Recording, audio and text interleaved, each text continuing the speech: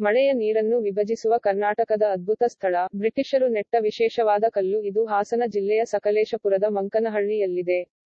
ಈ ಕಲ್ಲಿನ ಬಲಭಾಗದಲ್ಲಿ ಬೀಳುವ ಮಳೆಯ ನೀರು ಪೂರ್ವಾಭಿಮುಖವಾಗಿ ಕಾವೇರಿ ನದಿಯ ಮೂಲಕ ಬಂಗಾಳ ಕೊಲ್ಲಿಗೆ ಹರಿಯುತ್ತದೆ ಮತ್ತು ಎಡಭಾಗದಲ್ಲಿ ಬೀಳುವ ಮಳೆಯ ನೀರು ನೇತ್ರಾವತಿ ನದಿಯ ಮೂಲಕ ಪಶ್ಚಿಮಾಭಿಮುಖವಾಗಿ ಅರಬ್ಬಿ ಸಮುದ್ರವನ್ನು ಸೇರುತ್ತದೆ. ಎರಡು ಸಮುದ್ರಗಳ ನಡುವೆ ನೀರಿನ ಹರಿವಿನ ದಿಕ್ಕನ್ನು ಸೂಚಿಸುವವರನ್ನು ಗಮನಿಸದೇ ಇರುವಂತಿಲ್ಲ.